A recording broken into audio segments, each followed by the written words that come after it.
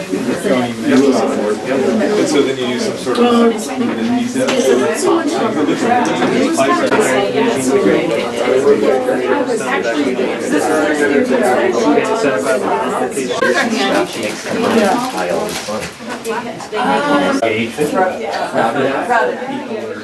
engaging and involved.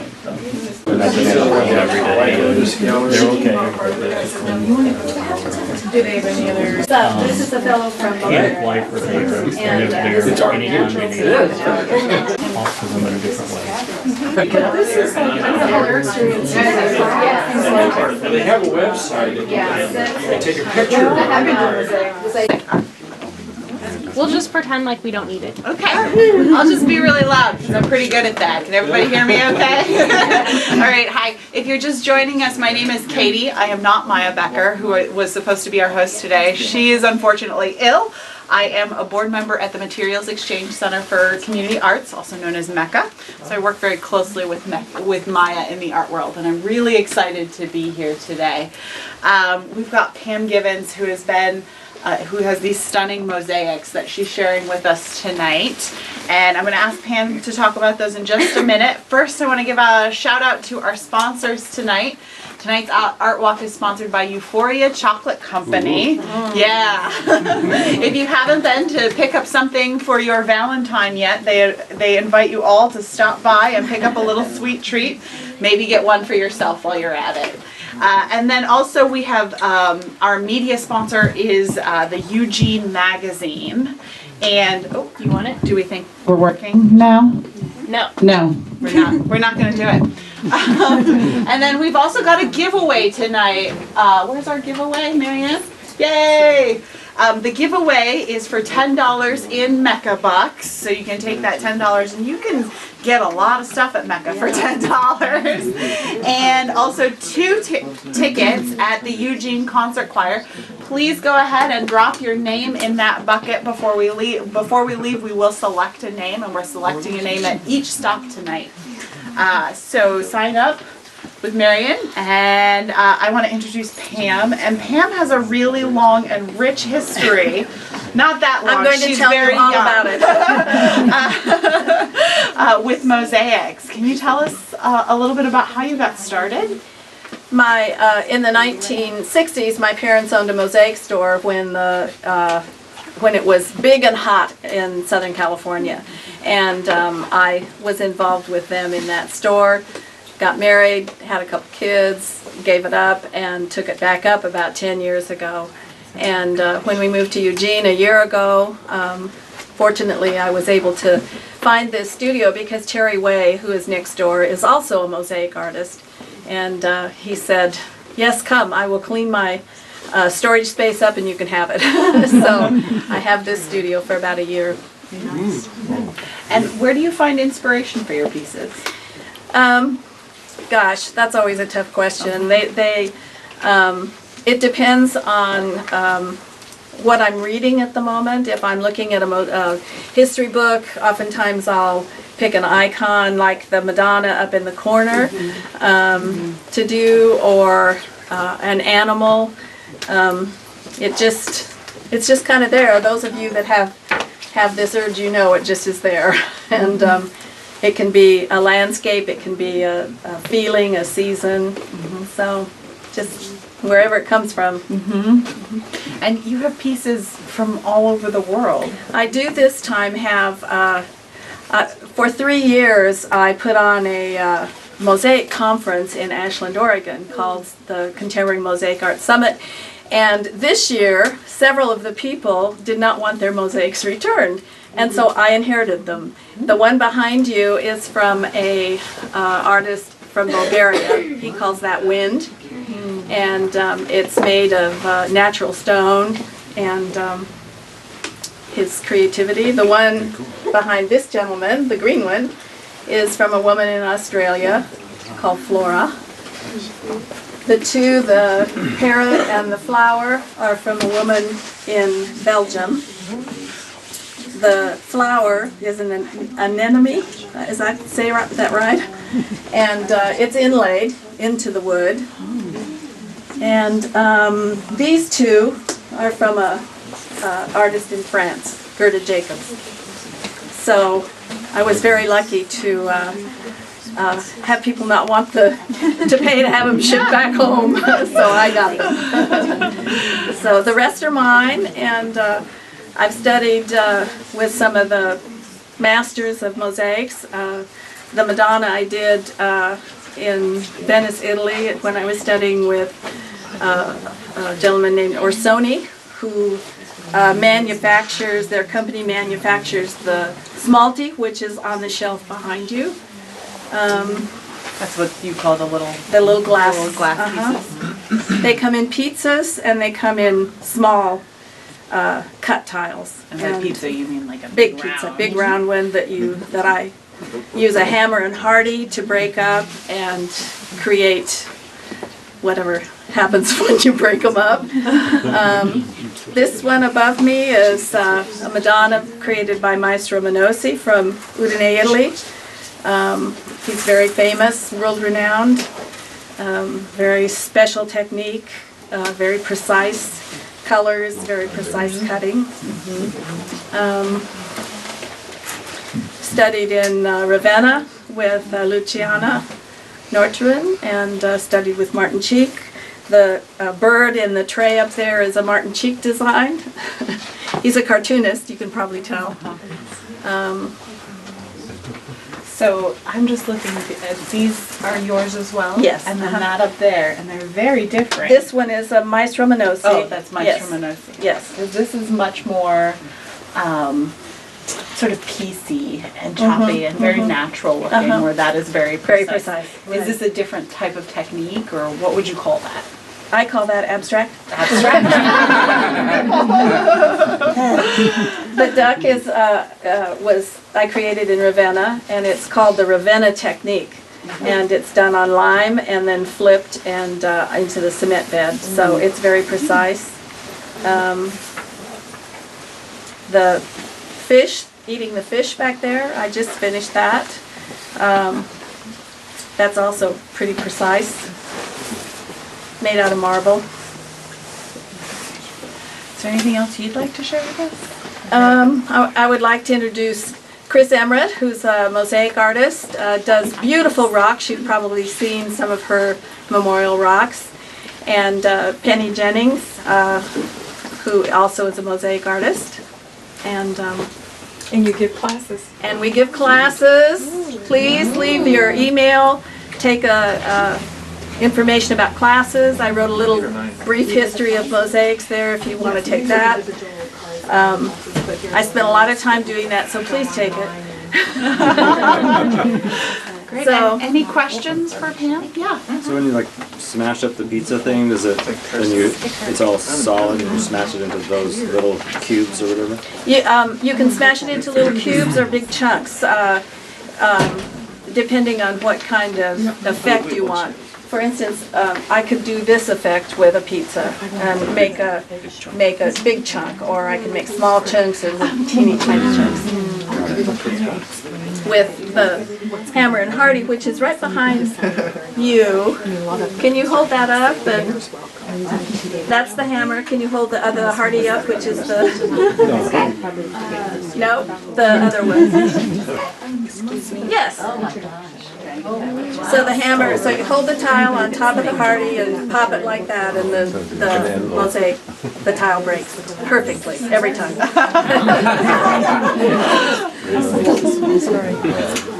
Any other questions? Right. Thank you for coming. Come back anytime. Please take information. My card is over there, and love to talk to you, and of course love to have you take some classes. Thank you so much for sharing Thank with you. us today. So we're going to take a few minutes to enjoy the art here before we move on to our next spot. Have some wine. All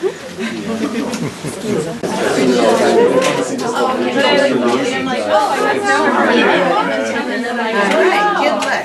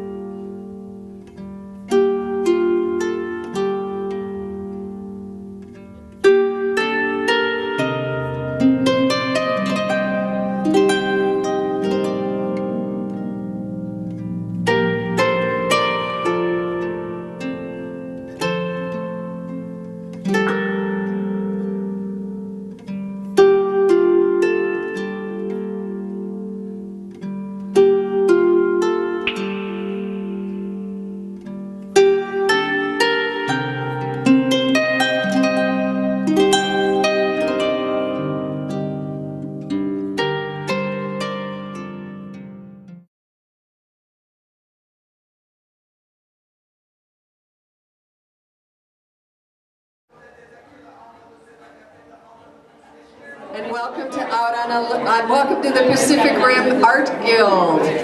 Thanks so much for being here this evening. Because my spell check notification. My name is Claire Feehan, and I am here as a guide this evening along with my co-chair of the Oregon Country Fair Bill Wooten Endowment Committee. The Oregon Country Fair is sponsoring tonight's First Friday Art Walk, so we give special thanks to the fair for sponsoring this art walk. The Oregon Country Fair is now in its 44th year. It's a 501c3 nonprofit organization that continues to support arts and education in the Lane County region through its multifaceted philanthropy program. We hope that you'll all come experience our primary event. Many of you may be unfamiliar that the Oregon Country Fair does a fair amount of philanthropy, but Linda and I have the pleasure of being able to review grants and with other committee members offer funding that supports arts programs in the Fern Ridge School District, mainly in the schools and in some other art programs there. We are going to this is a look of Dan's work over many, many years, and I hope that you have had the privilege to see his work over the years. We would love you to talk to us about it. So it's a privilege to be, an honor to have the place that to show off my work for the last, I guess it's 35 years or so. So I started way back on that end through the wall in the back. So that's kind of, chronological. When I was probably 18 or 19, that peacock, watercolor on silk, and through the years I come to the United States and doing the drawings and airbrush and drawings and pastels, and go back about 20 years afterwards I do another watercolor on silk, which was a challenge for me because when I started way back when, that's all I know. And after I came to the state and I learned all about values and all that kind of stuff, and I tried to bring that together, so it was a struggle, but that's part of artist's life, I guess. So we call it This Is the Path, and I've been going all different places and through all the China paint over glaze. That was part of my training way back when. And I guess the interesting about that is we were playing badminton 2 hours in each morning. And when your hand is shaking, but you can see the training come out of that is you have to draw those little lines. They're not stamped or anything, it's all hand painted. So when you come back after 2 hours, you still have to be really steady kind of hand for the brushes. So as you can see, that's my foundation to come all the way here and study Western arts and fascinated with airbrush and printmaking and sculpture and pastels and lacquers and all that kind of stuff. So it's been a really blessed life as an artist, and we are really thankful that have supported like this community. Truly, I've been here over 21 years, and many of you have supported me and watched my journey through. So hopefully that will give you a thanks and to give back to you the pleasure that you guys have given me. Thank you.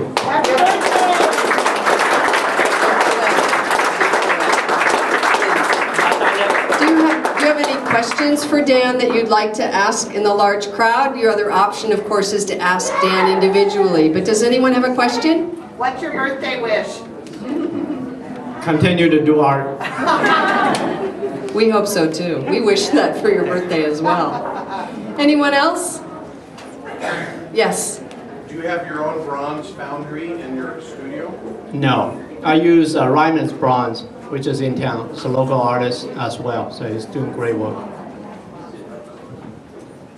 Other questions? Well, thank you so much for being here. We will be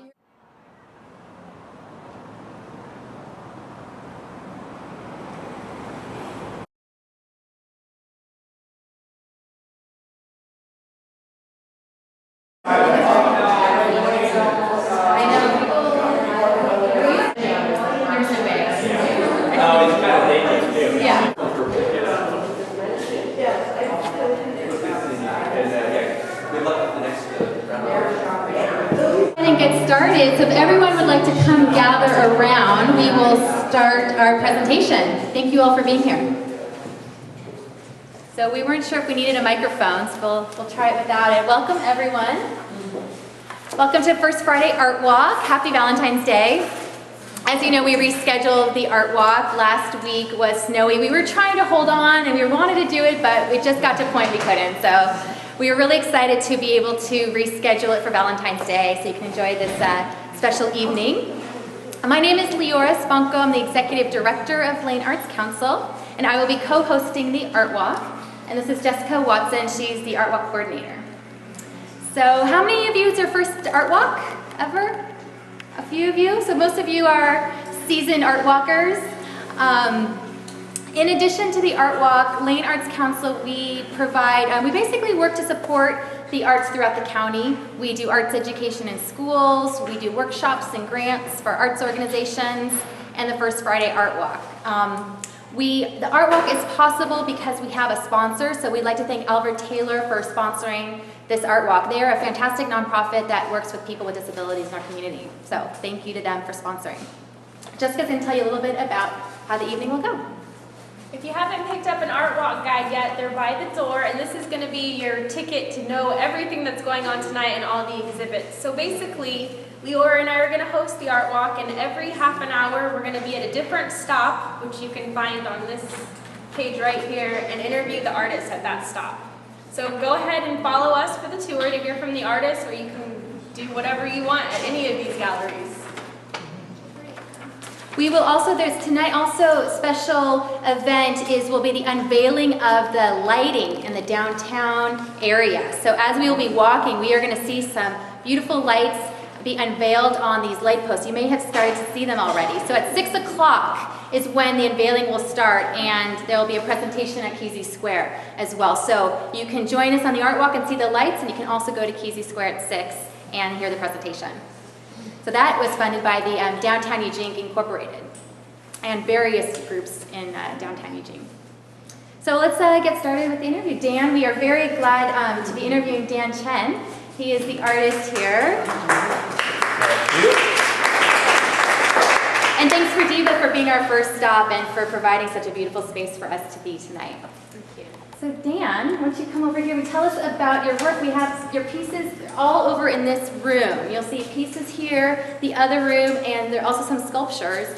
But I understand that some of these pieces here, you've been doing this work for 35 years? About. Yeah, that's incredible. And some of these pieces are your oldest work. Tell us how you got started. Well, this is Chinese brush painting is my roots basically, and I did. That's when I started doing painting. As you can see around the room, they have a lot of different styles. They all kind of called Chinese brush painting. Basically, it's a brush, so you can see what they are. It's a brush and ink and color, and then the material is important is ink and shrink paper. Well, shrink paper is more like tissue paper, so water goes in. It disperses like tissue paper. So it's a matter of control of colors and water contents, the inks. So those are the important elements of it. And as you can see, this is on silk. So this is the ink brush. I done this on location in about, I think, 3 days period of time. So it was in Orchid Gardens in Guangzhou, is one of the bigger city. So I did all that during that time. So I actually have 10 of them, but we only have 7 in here. So those are done by brush on location. So I get a little cup of ink and get a brush, and here I go. So I just get this done. So this is about 35 years ago. So when you go over to that side, the small grouping is the same thing, a little bit bigger than this size. It's spontaneous style, a little of painting there. Those are as well. It's about 35 years old. I've been in the country about 30 years now. So those are my foundations. And you can see some of the spontaneous work as well, but you can see some on silk. The lily over there, that's on silk, and as well as the 2 pieces on with the bronze. I call those 5D series. So they are painted on a single piece of silk, as you can see, and I painted both sides as well. So it's actually 2 paintings in single piece of silk and sandwich it together. And then I make a frame also to combine with the same kind of theme and element to carry it through. So those are more now than before. So that's basically, you can see a cross sections of time in my work. So, yeah. When did you start doing work in bronze? Oh, that's about 10, 15 years ago. Yeah. So. And how did you start exploring? Because you started brush painting from your father, right? Yeah. And so, and then you switched over to bronze. What was that change for you? Well, I have done many different mediums. I've got a book over there you can kind of look through. But I don't know. I just lack of focus, I guess. I just want to try new things because so much stuff you can learn, and they all can enhance each other. So you're not restricting it. So, yeah. I have a question. Your show is called The Essence of Life, Inspiration, Inspired by Nature. So what is the essence of life to you? Slow down, smell the roses. I mean, we probably walk by this daily. When you really pay attention to how delicate it is, slow down, enjoy your life, because sometimes it might not there. So I think that's important, instead of chasing your dreams, just settle down and enjoy it, I guess. Enjoy what we have. Yeah. That's a great lesson. Jessica, do you have any questions? Is it difficult to paint on silk? Do you have to hold it down in a certain way? Silk, this is a paint grade silk. It's not for making clothes or anything like that. And it's been treated, it's sized just like an oil paint on canvas. So you size the canvas. But for the silk, you size the silk also. And when you do it, you normally stretch it out. Like watercolor, sometimes people make it really flat, which basically they glue the edges, so stretch it out. So that's, most of those are just on flat, but not mounted, but they're mounted afterwards. Does anyone have any questions for Dan? Come on. Yeah. Yes, go ahead. I was going to say, what are you going to be demonstrating? Oh, yes. We will. Yeah, he's going to do a demo for us. Hi, Dan. I want to know what's happening with your Grange space. Are you? It becomes a studio now. The gallery is upstairs, and then the studio is downstairs. I got some card here, so you guys interested, you can come. And so I'm really blessed with the space over at Bailey Hill Road, near Candidate, and it was a 4 Oak Grange. They've been decommissioned for about 5 to 6 years. And I always wanted a space so we can provide the kids, do some artwork and stuff like that. So that's kind of part of my dream. So I got the space now, so I have to have my time. My kids are going to be graduated next year. So when they're in college, I have more time. Right. So you think, right? Yeah, anybody's welcome. Just give me a call first. It's a zoned residential, so I cannot have set hours.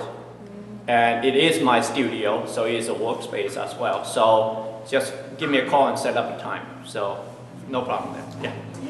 So inspired by nature, do you have a favorite location in our area for you to paint? Not in particular paint, but I love to go fishing. So that's when I feel, the most comfortable and most peaceful. So not necessarily catching fish, but that's a good one too. So I love to go to the coast and Mackenzie, just whenever. I think water would have something to do with that. It's really soothing, and all the plants and around it. So yeah. Awesome. Yeah. I saw some pottery in your book and I loved it, but I don't see it here. What is that? Well, because this is the focus on Chinese brush painting.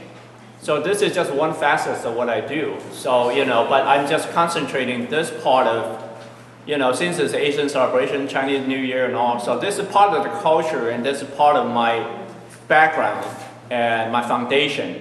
So, it's good to go back and visit once a while. I don't have enough time. What's that? Are you still doing any pottery at all? Not as much.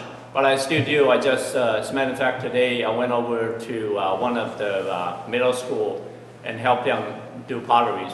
So I do that just once a while, and to let the next generation have a little taste of what art is, you know, so. And so you'll see some of his other bronze pieces at Pacific Rim Gallery, and if you stick with us on the art walk, you'll see some of his pieces in that gallery as well. So if there's no other questions, if you want to go ahead with your demo, Sure. and we also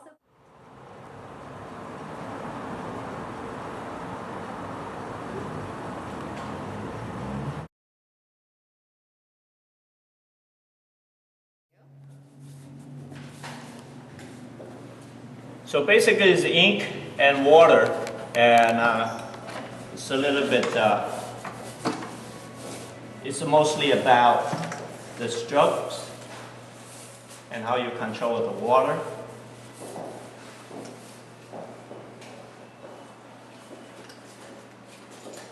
So now it looks like everything goes together, but when it dries, it shows off differently.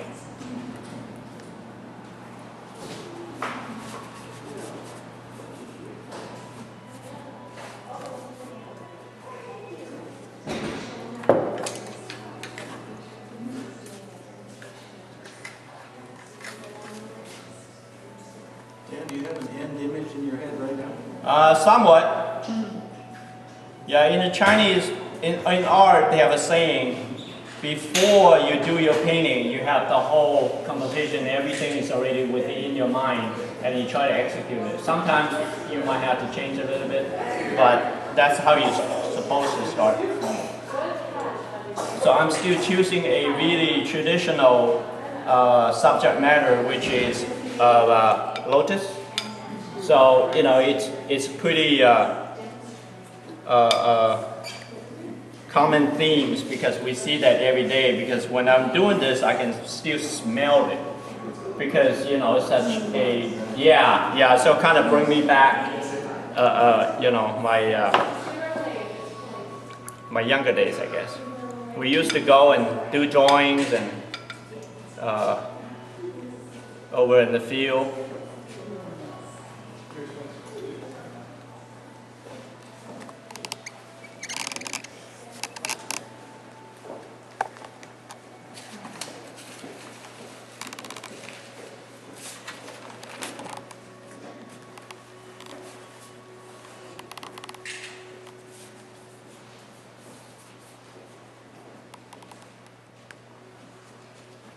What is your paper, Dad? It's a shrink paper. It's made out of, it's not bamboo, but it's a particular kind of grass in certain areas in China. And they have either a double shrinks or single shrinks. It depends on what you use it for.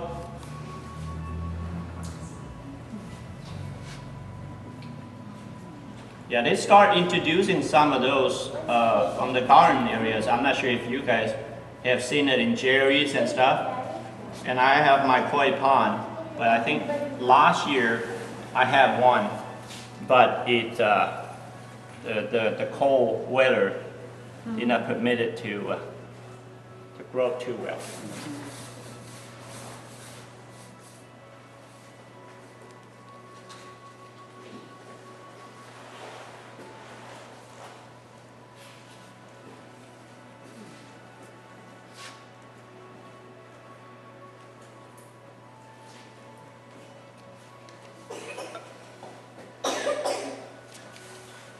Chinese brush painting, sometimes it looks really easy, really fast, but it takes a long time to learn how to control. I remember when we start doing that, we have to learn what they call the four gentlemen, is bamboo, orchids, and plum blossom, and what else?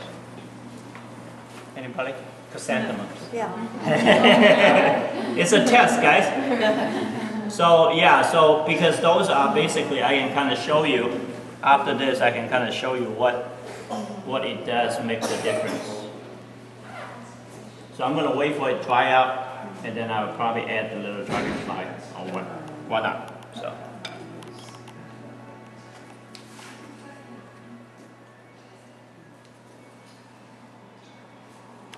So that's kind of what it is. But if you want to see how it will be when it's done, so you can kind of see, you see the gradations and the different facets of the leaves and all that stuff. So those are only going to show up when it's dry.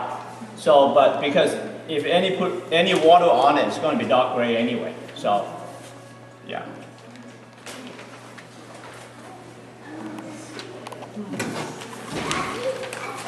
I can reuse that.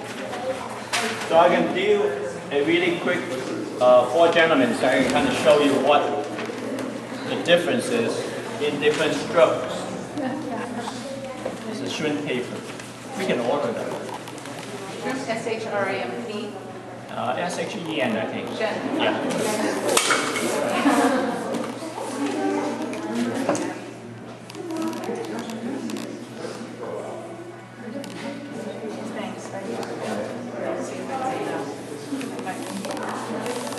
See how my hands move around? So I'm just trying to get my movements and my actions into the piece. And when you do China brush painting, you don't sit down and rest it on. So you have to do everything with your arms and your body.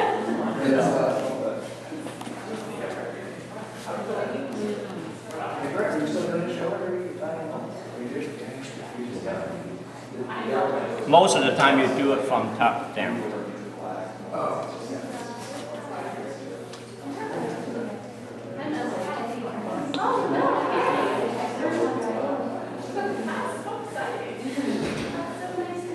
And most of the time, unless if it's a fine brush painting on silk and all that, you do everything in one setting. The reason is you don't want the color to dry out and then you lay something on top of it. So you always let them blend together.